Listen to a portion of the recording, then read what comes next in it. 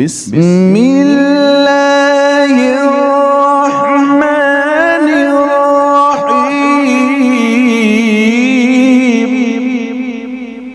وقرآنا فرقناه لتقرأه على الناس على مكث ونزلناه تنزيلا.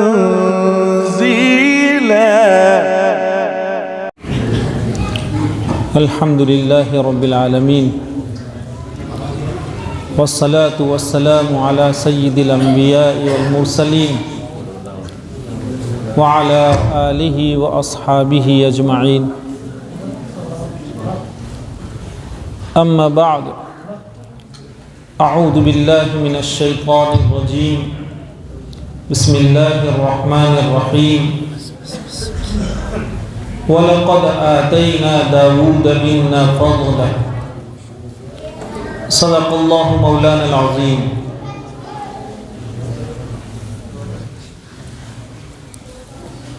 بڑی ہی حرمتوں کے حامل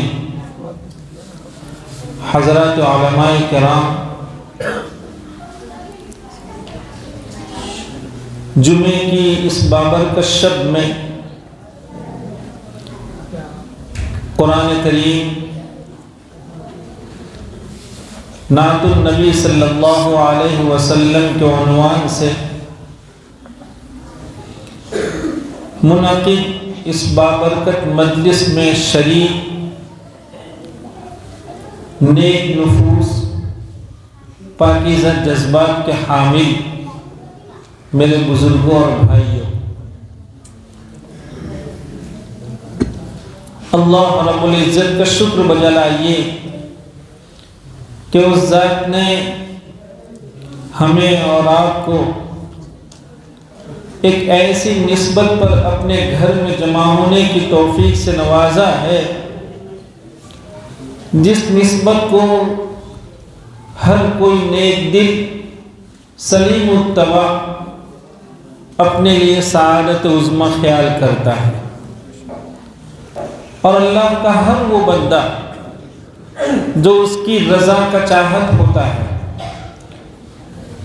جو اللہ تعالیٰ کی رضا کا خواہاں ہوتا ہے، وہ ایسی مجالس کی شرکت کو سب چڑھاتا ہے. اسی طرح ہم شکر ادا کرتے ہیں ہمارے ان بھائیوں کا، ہمارے ان بزرگوں کا، جنہوں نے بڑی عقیدت کے ساتھ، بڑی محبتوں کے ساتھ ہمارا استقبال کیا ہے. حقیقت واقعہ یہ ہے کہ ہم آپ کے اس استقبال سے، اظہار محبت سے جہاں بہت زیادہ متاثر ہوئے، وہاں آپ بھائیوں کے لیے ہمارے دل میں قدر بڑھ گئی ہے. بڑی معنی کہ آپ نے دراصل ہماری قدر نہیں پہچانی. یہ دراصل ہم سے محبت نہیں ہے، بلکہ یہ اگر محبت ہے تو صرف اور صرف قرآن کریم سے ہے. اللہ کے رسول صلی اللہ علیہ وسلم سے حضرات صحابہ کرام رضی اللہ تعالیٰ عنہم نے ایک مرتبہ دریافت فرمایا کہ یا رسول اللہ صلی اللہ علیہ وسلم، ہم تو آپ سے محبت کرتے ہیں، ہمیں آپ سے اور اللہ رب العزت سے محبت ہے، اور ہم آپ کے نام لیوا ہیں، ہم آپ کا دم بھرتے ہیں، لیکن یہ کیسے معلوم ہو کہ آپ اور اللہ رب العزت ہم سے محبت کرتے ہیں؟ یہ کیسے معلوم؟ ہمیں تو آپ کی ذات بابرکت سے اور اللہ رب العزت سے محبت کا یقین ہے، ہم تو اس کے لیے ہر طرح کی کوشش کرتے ہیں، لیکن اس بات میں ہمارے قلوب کی تشفی اور تسلی کیسے ہو کہ آپ کی محبتیں بھی ہمیں حاصل ہیں؟ اللہ کے رسول صلی اللہ علیہ وسلم کا جواب آپ کی پاکیزہ سماعتوں کے حوالے کر رہا ہوں۔ اللہ کے رسول صلی اللہ علیہ وسلم فرما رہے ہیں کہ کیا آپ کو قرآن کریم سے محبت ہے؟ کہا کیوں نہیں یا رسول اللہ صلی اللہ علیہ وسلم؟ کہا بس جو اللہ کے قرآن کو محبوب خیال کرتا ہے، محبت کرتا ہے اللہ کے کلام سے، وہ اللہ کا بھی محبوب ہوا کرتا ہے۔ اس لیے میرے بھائیوں، کیا عمدہ مجلس ہے یہ۔ ہم اپنی قسمت پر جتنا ناز کریں کم ہیں، اور میرے دینی اور ایمانی بھائیوں، اس بات کو اپنے ضمیر پر لکھ کر جائیے کہ جب روز قیامت یوم تشہد علیہم السنتہم وایدیہم وارجلہم، جب بارگاہ خداوندی میں اس انسان کی باڈی کا ہر پارٹ اور اس کا جسم اس کی نیکی اور اس کی بدی کی شہادت دے گا، اور جب یہ کہے گا کہ ایک روز تھا، ایک بابرکت رات تھی جب صرف اور صرف آپ کے کلام کو سننے کے لیے ہم آپ کے گھر میں حاضر ہوئے تھے، اللہ کو کتنا پیار آئے گا۔ اور یہ شہادت ہمیں اور آپ کو کیا مرتبہ دلانے والی ہے۔ ہم اپنی ان سماعتوں کی پاکیزگی، دیکھیے دنیا ہے، ابھی سورج غروب نہیں ہوتا ہے کہ دنیا جانتی ہے کیسے کیسے معاصی، کیسی کیسی نافرمانیاں، کیسی برائیوں میں دنیا مبتلا ہو جاتی ہے۔ لوگ اپنی گاڑیوں میں سفر کرتے ہیں، کوئی یہ گانا، فلاں قوالی، لیکن کچھ اللہ کے بندے ہوتے ہیں جو اس طرح کی مجالس میں شرکت کر کے اپنا وہ موبائل جو بہت سی ناپاکیوں سے بھرا ہوا ہوتا تھا، لیکن جب اس طرح کی مجالس میں انہوں نے شرکت کی تو توبہ کر لی، اور انہوں نے اپنے اس موبائل کی ناپاکی کو ختم کر کے اللہ کے کلام کو اس میں ریکارڈ کر لیا۔ پھر وہ جہاں کہیں گئے، ریل میں سفر کریں، گاڑیوں میں سفر کریں، اپنے گھر میں بیٹھے ہوں، لیکن شاندار بہترین آواز میں اللہ کے کلام کو سنتے ہیں، اللہ کے قرب کا درجہ، اللہ کے قرب کے درجات آدمی چڑھتا چلا جاتا ہے۔ بہت بڑی نعمت ہے میرے بھائیوں، اور اس طرح کی مجالس کا انعقاد یہ کوئی ندرت اور جدت اور نئی چیزیں نہیں ہیں، یہ نئی چیزیں نہیں ہیں۔ اگر ہم اسلامی تاریخ کا مطالعہ کریں، اللہ کے محبوب صلی اللہ علیہ وسلم خاتم الانبیاء جب اس دنیا میں تشریف لائے ہیں تو دنیا کہاں تھی؟ عرب کے بڑے بڑے مالدار اصحاب ثروت متمول لوگ بہترین گانا گانے والی شاندار آواز کے حامل لڑکیوں کو اپنے یہاں باوظیفہ رکھتے تھے۔ مغنیہ، کوئی مغنی ہوتا تھا تو کوئی مغنیہ ہوا کرتی تھی، جس کو آج ہم کہتے ہیں سنگر، وہ اپنے یہاں رکھتے تھے۔ جب ان کی طبیعت چاہتی تھی تو اسے کہتے کہ اچھا گانا شروع کرو۔ تو کبھی کسی کی یہاں موت ہو گئی ہے،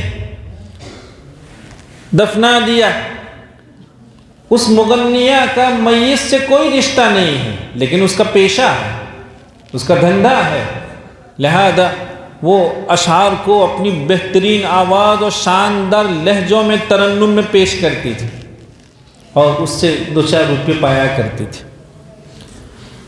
اس دنیا میں سرکار کی تشریف آوری ہوتی ہے صلی اللہ علیہ وسلم، دیکھا کہ اللہ رب العزت نے گلے کی کیسے عمدہ نعمت سے ان کو نوازا ہے، لیکن انہوں نے اپنے گلوں کے لیے کیا مصرف طے کیا ہے، کہاں جا رہے ہیں ان کے گلے۔ میرے بھائیوں، گلا کیا پوچھے، یہ جنت کی نعمتوں میں کی ایک نعمت ہے، یہ معجزات انبیاء میں کا ایک معجزہ ہے۔ وَلَقَدْ آتَيْنَا دَاوُودَ مِنَّا فَضْلًا، اللہ رب العزت نے حضرت داؤد علیہ السلام کو معجزے کے انداز کی خوش الحانی سے نوازا تھا۔ جب حضرت داؤد علیہ السلام زبور کی تلاوت فرماتے 70 لہجوں میں تلاوت فرماتے تھے، 70 لہجوں میں۔ مفسرین نے لکھا ہے کہ 70 لہجوں میں تلاوت کرتے، اور جب وہ تلاوت فرماتے تو پہاڑوں سے رونے کی آواز آتی، درختوں سے رونے کی آواز آتی، اوپر سے گزرنے والا پرندہ پر مارنا چھوڑ دیتا تھا، محو ہو جاتے تھے۔ یہی وجہ ہے کہ جیسا کہ بستان العارفین میں ہے کہ روز قیامت جب حساب و کتاب ہو جائے گا، اہل جنت کو جنت میں بھیج دیا جائے گا، پھر اللہ رب العزت کی طرف سے ان کے لیے ایک آفر ہوگی، پیشکش ہوگی۔ کیا پیشکش ہوگی؟ اللہ تعالیٰ پوچھوائیں گے اہل جنت کہ کیا تم لحن داؤدی سننا چاہتے ہو؟ داؤد علیہ السلام کی آواز میں کچھ سننا چاہتے ہو؟ کہا کیوں نہیں یا رسول اللہ، کیوں نہیں؟ تو حضرت داؤد علیہ السلام کے لیے کرسی رکھی جائے گی اور پھر آپ تلاوت فرمائیں گے۔ لکھا ہے کہ جب وہ اپنی شاندار آواز اور معجزانہ آواز میں تلاوت فرمائیں گے تو لوگ اس کی تاب نہیں لا سکیں گے، لوگ اس کو برداشت نہیں کر سکیں گے، اور ایسے بے ہوش ہو جائیں گے کہ 200 سال تک ان پر بے ہوشی چھائی رہے گی، 200 سال تک بے ہوشی چھائی رہے گی۔ 200 سال کی بے ہوشی کے بعد جب ہوش آئے گا تو پھر اللہ رب العزت پوچھیں گے کہ کیا سن لیا داؤد علیہ السلام کو؟ کہا ہاں۔ کہا اچھا ہم سے بھی کچھ سننا چاہتے ہیں؟ کیا پوچھئے، اہل جنت کی خوشیوں کو، مسرتوں کو کیا پوچھئے؟ کہا اس سے بڑھ کر کیا ہو سکتا ہے؟ چنانچہ اللہ رب العزت اپنے کلام کی خود تلاوت فرمائیں گے، اور وہاں نہ اعوذ باللہ ہے نہ بسم اللہ ہے، انا الرحمن انا الرحیم الرحمن علم القرآن، اللہ تعالیٰ تلاوت فرمائیں گے۔ ایسی تلاوت ہوگی، لکھا ہے کہ لوگ اس تلاوت کی تاب نہ لا کر 1000 سال تک محو حیرت ہوں گے۔ 1000 سال تک۔ یہ وہ نعمتیں ہیں، یہ وہ نعمتیں ہیں، الحمدللہ ثم الحمدللہ۔ اس لیے ہم اپنے ان بھائیوں کا شکریہ ادا کر رہے تھے کہ ان بھائیوں نے اس طرح کی مجالس کو اس طرح کی مجلس کو منعقد فرما کر ہمیں اور آپ کو جنت کی ایک نعمت سے محظوظ ہونے کا موقع عنایت فرمایا ہے۔ اللہ تعالیٰ اس طرح کی مجالس کو ہمارے اور آپ کے حق میں شرف قبول عنایت فرمائے، اور اس کو ہماری اور آپ کی نجات کا ذریعہ بنائے۔ میرے بھائیوں، آج دنیا سمٹ گئی ہے۔ جو اپنے سماعت کی پاکیزگی چاہتے ہیں، جو اپنے قلوب کی پاکیزگی چاہتے ہیں، ان کے لیے اب اسباب و وسائل کوئی مشکل نہیں ہے۔ اب گھر بیٹھے دنیا کے بہترین قراء کو ہم آپ سن سکتے ہیں۔ اگر ہم نے اور آپ نے یہ راہ اپنائی تو انشاءاللہ ثم انشاءاللہ یہ ہماری جو نسلیں ہیں، جو ابھی ہمارے معصوم ہیں، ان کو یہ راہ ملے گی۔ اس وقت دنیا میں ایمان کو سنبھالنا، دین کو سنبھالنا، عقائد کو سنبھالنا اس قدر مشکل ہو رہا ہے۔ ایسے وقت میں اگر ہم نے اور آپ نے اپنی نسلوں کی فکر نہیں کی تو یاد رکھے کہ ہم اگر اپنے دین و ایمان کو بچا کر لے گئے ہوں، لیکن ہمارے اولاد کے لیے یہ باتیں بہت مشکل ہو جائے گی۔ اللہ تعالیٰ حفاظت فرمائے۔ قرآن کیا پوچھے، یہاں بیٹھے بیٹھے جب ہمارے ایک عزیز نے منشاوی کے انداز میں 1-2 آیتیں تلاوت کی تو مجھے ایک واقعہ یاد آیا کہ جرمنی ایک ملک ہے نہیں، تو جرمن ایک ملک ہے، وہاں کے کچھ سیاح ٹورسٹ لوگ وہ قاہرہ گئے تھے، مصر گئے گھومنے پھرنے کے لیے۔ وہ قاہرہ کے بازار سے گزر رہے تھے اور قاہرہ کے بازار میں شیخ منشاوی علیہ الرحمت والرضوان کا ایک دکاندار جس کے دکان میں کیسٹیں بک رہی تھی۔ آج کل تو کیسٹیں ختم ہو گئی ہے، وہ سی ڈی اس کے بعد آئی، اب اس کی دنیا بھی ختم ہو گئی، وہ اس کی دکان میں بک رہا تھا، تو وہ اپنی دکان میں بکنے والی ان سی ڈیوں کی ایڈورٹائز کے طور پر شیخ منشاوی کا قرآن لگائے ہوئے تھے، ان کی قرات لگائے ہوئے. وہ سیاح وہاں سے گزر رہے تھے، وہ اپنی خریداری بغل میں کر رہے تھے، لیکن ان کے کانوں میں شیخ منشاوی کی تلاوت کی آواز پڑی، تو انہوں نے خریداری روک لی. ان میں کا ایک شخص زار و قطار رونے لگا. دیکھیے، دولت ایمان ان کے حصے میں نہیں ہے. ہم جن کی بات سنا رہے ہیں وہ کوئی مسلمان نہیں ہے، وہ کوئی کلمہ گو نہیں ہے، وہ سیاح ہے، لیکن آواز کیا پوچھی، آواز قلوب کی دنیا بدل دیا کرتا ہے. شاندار تلاوت سے قلوب کی دنیا بدل جاتی ہے. چنانچہ وہ کھڑا ہو گیا، سنتا رہا، اور اس کے آنکھوں سے آنسو برابر جاری رہے. اس دکاندار نے دیکھا کہ یہ کوئی شخص ہیں جو دکان کے سامنے آ گئے اور خوب رو رہے ہیں. تھوڑی دیر کے لیے انہوں نے منشاوی کی قرات کو بند کر دیا، تو اس کے آنکھوں سے جو آنسو آ رہے تھے وہ تھم گئے. پھر کچھ دیر ہوئی اور دکاندار نے پھر وہ کیسٹ لگا دیا، پھر وہ زاروں قطار رونے لگا، اور اس نے کہا کہ بھئی یہ کون ہے؟ کہا میں اس شخص سے ملاقات چاہتا ہوں.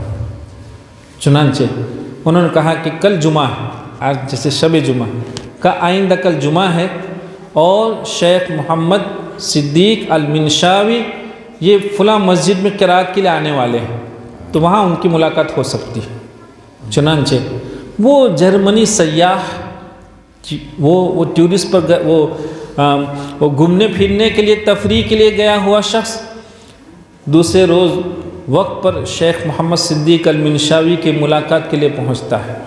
ملاقات ہوتی ہے، اور کہا کہ قدرت نے بہت کچھ دنیا کو دیا ہے، لیکن آپ کو اللہ رب العزت نے جو دولت دی ہے، ساری نعمتیں دولتیں اس کے سامنے گرد ہے.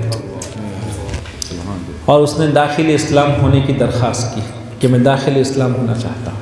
چنانچہ اس سیاح نے شیخ محمد صدیق المنشاوی کے ہاتھوں کلمہ پڑھ لیا، داخل اسلام ہو گئے. قرآن ایسا ہوتا ہے، اپنے تو اپنے، پرائے اس کے برداشت نہیں کر سکتے. کہاں ان کو قرآن کریم سے محبت، وہ کہاں قرآن کریم سمجھتے ہیں. لیکن آواز ایک ایسی نعمت ہے، اور پھر وہ جب اللہ کے کلام میں صرف ہوتی ہے تو پھر اس نعمت کی قیمت دوبالا ہو جاتی ہے. بہت مبارک ہو، یہاں کے لوگ ماشاءاللہ ہمیں بہت عزیز لگے، اور ان کا دینی داعیہ دیکھ کر ہم بڑے متاثر ہوئے، اور ہم نے دیکھا کہ یہ کیا لوگ ہیں جو مدارس سے، اہل مدارس سے کیسی محبت رکھتے ہیں، اور اسی محبت نے ان کو اپنے گھروں سے نکال کر اللہ کے گھر میں جمع کر دیا ہے. بہت مبارک ہو، اللہ تعالیٰ آپ کی اس دین دوستی کو شرف قبول عنایت فرمائے. یہ دین دوستی ہے، اللہ سے محبت کی علامت ہے، اللہ اس کو قبول فرمائے. بہت جلدی یہ کیا نعمت ہے. دیکھو میرے بھائیوں، مدارس سے محبت کرنا، مدارس میں رہے لوگوں سے محبت کرنا، یہ کیسی دولت کہلاتا ہے. اس کے لیے ایک چھوٹا سا واقعہ سنا کر اپنی گفتگو ختم کروں گا. دمشق، جس کو آج کل سیریا کہا جاتا ہے، شام کا ایک شہر ہے دمشق، دارالسلطنت تھا. وہاں ایک قبرستان، جس قبرستان کا نام ہے دہدہ، بہت مشہور قبرستان ہے. ایسا کہتے ہیں لوگ کہ سیریا جو لوگ تفریح کرنے جاتے ہیں، جہاں اور بہت سی جگہوں میں تفریح کرتے ہیں، وہاں اس قبرستان کی حاضری کو ہر ایک اپنے لیے شرف خیال کرتا ہے، اس لیے کہ وہاں بڑے بڑے علماء، صلحاء، اولیاء، اتقیاء، مجاہدین، شہداء مدفون ہیں اس قبرستان میں. وہ تاریخی قبرستان ہے.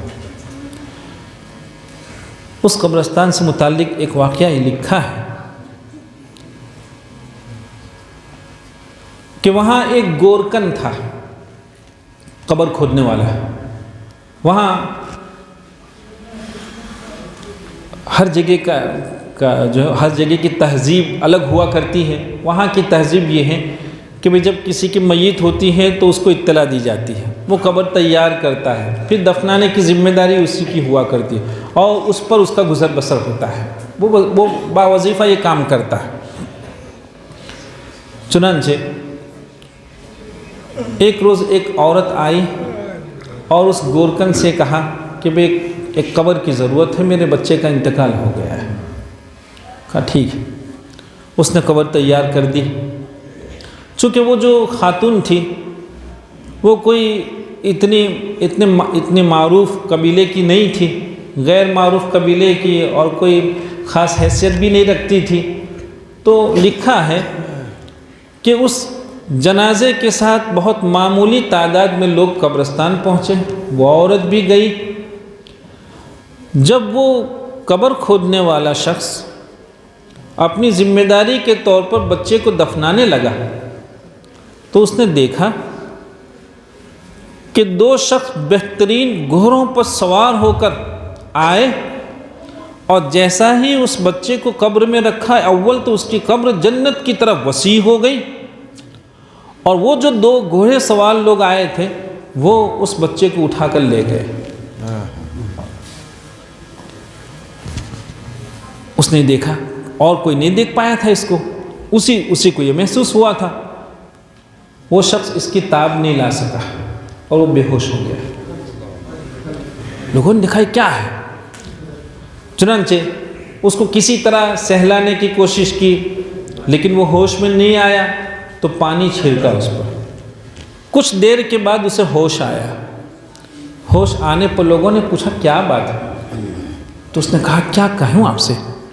کہا اس بچے کو جب دفنایا ہے تو اس کی قبر جنت کی طرح ایک تو باغ بن گئی، خوب وسیع ہو گئی، اور دو بہترین گھوڑوں پر سوار آئے اور اس کو اٹھا کر لے گئے. کہا یہ کیا ہے؟ لوگوں نے سمجھا کہ اس پر وہم طاری ہو گیا ہے، اس کا دماغ گڑبڑ ہو گیا ہے. ہم سب دیکھ رہے تھے بچہ یہی ہے، یہ کہہ رہا ہے دو گھوڑے سوار آ کر اس کو لے گئے. خیر لوگوں نے اس کی بات پر کوئی خاص کان دھرا نہیں. بچے کی تدفین ہو گئی اور تدفین کی فراغت پر سارے لوگ چلے گئے. کچھ مہینے ہوئے، پھر وہی خاتون آئی اور اسی خاتون نے اس گورکن سے کہا کہ پھر ایک قبر کی ضرورت ہے. کہا اچھا ٹھیک ہے. پھر قبر تیار ہوئی، جنازہ لایا گیا. بچے کو اسی عورت کا دوسرا بچہ انتقال کر گیا. بچے کو جیسے ہی قبر میں رکھا پھر وہی معاملہ. جنت باغ بن گئی، وسیع ہو گئی قبر اس کی. اب کی دو فرشتے آئے اور دو فرشتے آ کے اس بچے کو اٹھا کر لے گئے. تو وہ شخص فوراً قبر سے باہر آ گیا، جس کی ذمہ داری تھی، وہ جو قبر کھودنے والا تھا، دفنانے والا تھا، وہ فوراً قبر سے باہر آ گیا. اور وہ جو عورت باہر تھی وہاں جا کے کیا بات ہے، یہ کیا ہے؟ تم پہلے بھی آئی تھی تو یہ قصہ پیش آیا تھا، اب کی بھی آئی ہو تو یہی بات ہے، یہ ہے کیا؟ اس عورت نے کہا کہ مجھ سے مت پوچھو، میں بہت پریشان ہوں. میرے یہی دو بچے تھے. ایک بچہ کچھ مہینے پہلے اللہ کو پیارا ہو گیا، لے دے کر ایک بچہ بچا تھا، وہ اب کی انتقال کر گیا ہے. کہا لیکن بتلاؤ. اس قبر کھودنے والے نے اور دفنانے والے نے کہا کہ لیکن بتلاؤ وہ بچے ہیں کیا؟ ایسا ہم نے کبھی دیکھا نہیں. تو کہا کہ دیکھو بس یہ بات میرے بزرگوں یہی ایک بات سنانے کے لیے ہم نے قصہ شروع کیا تھا. اس عورت نے کہا کہ پہلا جو بچہ تھا وہ طالب علم تھا، وہ اللہ کے کلام کو حفظ کر رہا تھا، اور ہم چونکہ غریب گھرانے کے ہیں، یہ جو دوسرا بچہ ہے وہ کام کرتا تھا، جیسے مزدوری کرتا ہے، کوئی کام کرتا تھا، ہنر جانتا تھا، اور وہ کمائی کر کے اس طالب علم کی کفالت کر رہا تھا. میرے بھائیوں یہ معمولی چیزیں ہیں. ہمیں نہیں معلوم ہے کہ اللہ رب العزت کی یہاں ان مدارس کی اور مدارس کی دنیا کی کیا قدر ہے، ہمیں نہیں معلوم ہے. اس لیے اگر اللہ کا جو بھی بندہ مدارس سے، اہل مدارس سے اور مہمانان رسول صلی اللہ علیہ وسلم سے محبت کرتا ہے تو وہ اس طرح کے اللہ تعالیٰ کے سلوک کی امید کر سکتا ہے کہ اللہ تعالیٰ ایسے لوگوں کے ساتھ اس طرح کا سلوک فرمایا کرتے ہیں۔ اللہ ہمارے اور آپ کے حصے میں اس کو مقدر فرمائے۔ بہت مبارک ہو اس طرح کی مجالس کا انعقاد۔ دیکھیے جہاں ہمارے آپ کے لیے شرف ہے، ہمارے سامنے، اور عجیب بات ہے آگے لکھا ہے کہ پھر وہ جو دفن کرنے والا، قبر کھودنے والا شخص تھا، اب تک تو اس سے کمائی کر رہا تھا، لیکن جب اس نے یہ واقعہ دیکھا ان دونوں بچوں کے ساتھ، اس نے اسی روز وہ چلا گیا اور وہاں ایک بہت بڑا جامعہ ہے جس کا نام جامعۃ التوبہ، وہ وہاں چلا گیا۔ جامعۃ التوبہ کے ذمہ داروں سے کہا کہ حالانکہ اس کی عمر 45 سال سے تجاوز کر گئی تھی، 45 سال سے اوپر اس کی عمر تھی، لیکن اس نے جامعہ میں جا کے کہا کہ میں پڑھنا چاہتا ہوں، میں اب علم حاصل کروں گا۔ کہا بھائی تمہاری عمر ہو گئی ہے، کیسے علم حاصل کرو گے؟ شیخ سعید برہانی، شیخ سعید برہانی اس وقت اس ادارے کے ذمہ دار تھے جامعہ کے۔ میں کہا کہ تم کیا کہہ رہے ہو؟ کہا نہیں اب میں پڑھوں گا۔ کہا کیسے؟ کہا طالب علم کے ساتھ اللہ تعالیٰ کا اتنا زبردست معاملہ، اس لیے کہ میں نے تو اپنے ہاتھوں سے سینکڑوں لوگوں کو دفنایا، لیکن کسی کے ساتھ اللہ تعالیٰ کی یہ انعام اور یہ نعمت اور یہ سلوک نہیں رہا، لیکن یہ 2 چھوٹے بچے تھے اور یہ طالب علم تھے اور ایک طالب علم کا کفیل تھا، اللہ تعالیٰ نے اس کے ساتھ یہ معاملہ فرمایا۔ تو علم کے حصول کا اللہ کے یہاں یہ درجہ ہے علم حاصل کرنے والوں کا۔ کہا اب میں علم حاصل کروں گا۔ چنانچہ اس کو عربی گرامر کی کتاب اجرومی، عربی گرامر کی کتاب ہے، کہا یہ شروع کرو۔ چنانچہ اس نے شروع کی، محنت سے اس کو یاد کرتے رہے وہ، پھر دھیرے دھیرے وہ آگے بڑھے اور بڑھتے بڑھتے یہاں تک پہنچے کہ وہ شام کے صف اولیٰ کے علماء میں یا اس فہرست میں اپنا نام لکھا دیے، اور ان کا نام ہے شیخ عبد الرحمن حفارہ، اس کا نام ہے شیخ عبد الرحمن حفارہ۔ اور لکھا ہے کہ پھر شیخ عبد الرحمن حفارہ کے خاندان میں یہ علمی سلسلہ چلا اور کئی بڑی بڑی شخصیات اس خاندان میں پیدا ہوئی۔ میرے بھائیوں، علم حاصل کرنے والا تو انعام پاتا ہی پاتا ہے، لیکن علم حاصل کرنے والوں کو محبت کی نگاہ سے جو دیکھتا ہے، ان کی کفالت کے لیے اپنی گہرے پسینے کی کمائی سے کچھ حصہ فارغ کرتا ہے، تو پھر اللہ رب العزت کی طرف سے اس کے ساتھ بھی یہی داد و دہش ہوا کرتی ہے۔ ہم مجمع میں اس کو سنانا نہیں چاہتے ہیں کہ ہمیں یہ جو ہے وہ جامعہ میں جانا کیسا نصیب ہوا، یہ ہمارے حصے میں کیسے آیا، ورنہ ہم تو اس کا تصور نہیں کر سکتے تھے، لیکن ہمارے دادا نے ایک غریب کی کفالت کی تھی، ایک غریب عالم کی کفالت کی تھی۔ ہمارے حالانکہ وہ عقیدے کے اعتبار سے نہیں تھے ہمارے دادا، لیکن انہوں نے اپنے سامنے ایک خاندان آباد تھا، اور وہ پہلے راندیر میں تھے، پھر دابھیل گئے، پھر وہاں سے دیوبند گئے، بہت بڑے اچھے شاندار عالم، وہ عمر اللہ کے یہاں سے کم لے کر آئے تھے اور اپنی جوانی ہی میں وہ فوت ہو گئے، ان کے ہمارے دادا نے کفالت کی تھی۔ ہم یہ سمجھتے ہیں کہ بھئی اللہ کا معاملہ یہی ہے کہ وہ کسی عالم دین کی، کسی ادارے کی خدمت کرتا ہے تو اللہ تعالیٰ اس کی خدمت کو چکا دیا کرتے ہیں، اس کا معاوضہ دے دیا کرتے ہیں۔ آج نہیں کل انشاءاللہ ایسے لوگوں کی نسلوں میں کل علماء پیدا ہوں گے انشاءاللہ۔ اس لیے میرے بھائیوں، اس کی قدر پہچانیے، اللہ رب العزت سے دعا کیجیے کہ اللہ ہمارے قلوب کو پاکیزہ رکھیں، ہمارے سامعہ کو پاکیزہ رکھیں، اللہ ہماری نسلوں کے ساتھ یہ معاملہ احسان فرمائے کہ ہماری نسلیں دین و ایمان پر قائم رہیں، ان کا کردار، ان کی چال چلگت، ان کی زبان وہ ساری دینی ہو، پوری تہذیب کے ساتھ ہو۔ اللہ یہ نعمتیں ہمارے آپ کے حصے میں مقدر فرمائے۔ پھر میں ایک مرتبہ آپ بزرگوں کی اور بھائیوں کی دل کی تمام تر گہرائیوں سے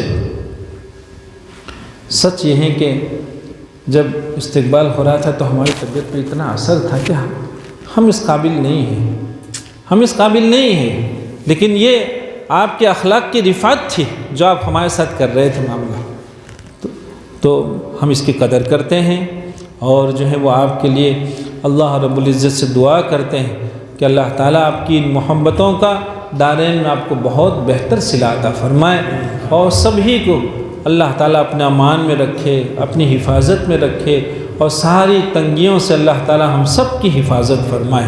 وآخر دعوانا ان الحمد للہ رب العالمین۔